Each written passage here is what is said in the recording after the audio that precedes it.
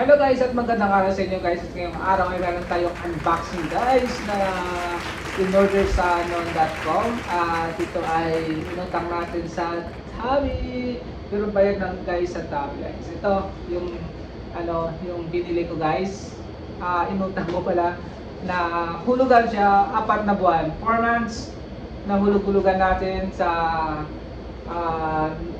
Tabi at kinuha natin sa non.com at ngayong araw ay dumating at in-order natin ito noong September 2. Yes, September 2 yung in-order natin.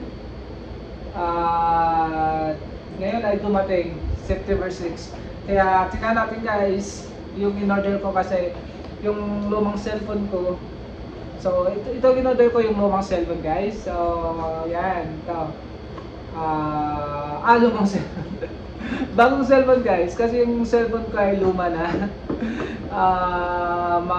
Maging 5 years na siya guys, yung iPhone 11 ko. So kumuha tayo ngayon ng iPhone 16 Pro. Ayan.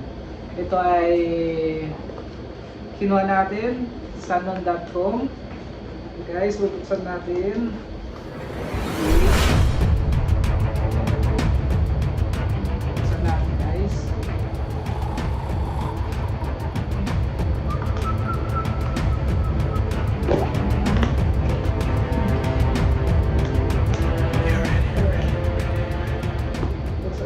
Iwain natin sa gitna. Yes, ito na guys. Yung bagong cellphone natin. Yung bagong cellphone ko guys. Yan ito. Sa non.com na kinuha ko. Yan. Naka-zip siya sa plastic. Yan. Para hindi siya masira. Tapos ito yung in-order ko na cellphone. Yan guys. Nakita niyo guys. Yan. Siya. And let's go. Bubuksan natin ha. Excited. Paka iPhone 16 tayo guys. iPhone sa non.com. And guys, okay matakot guys mag-order o mangutang sa non.com kasi wala tayo sa Pilipinas. Maraming scammer. Nandito tayo sa Saudi Arabia. So, ito yung notang natin guys ay halagang 3,849 real yung inutang natin sa non.com. So, ito na. Tingnan natin. Ang baba kasi. Let's go. Let's go. Let's go.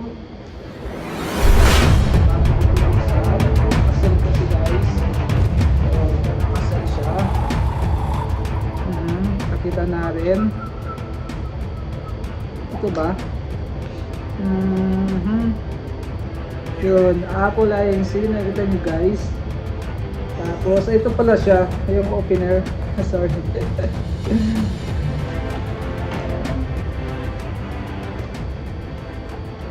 Tapos bubuksan natin dito sa kabila.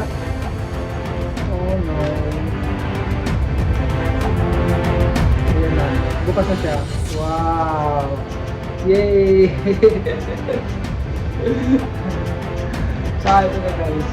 Ay, wow! Oh! Let's go! Tananan! Ang ganda ng camera guys. Yan. Wow! Tingnan nyo guys. Yung iPhone 16 Pro natin na binili na inutang sa non.com pero binayaran na ng Tabi. Sa Tabi tayo. Ayan. Yan, ito na guys. Tapos may dito yung charger niya. Dito yung charger niya sa loob ng karton. Yes. Charger lang yung kasama. Wala siyang ganito. Wala siyang ganito. Kasama. Charger lang meron.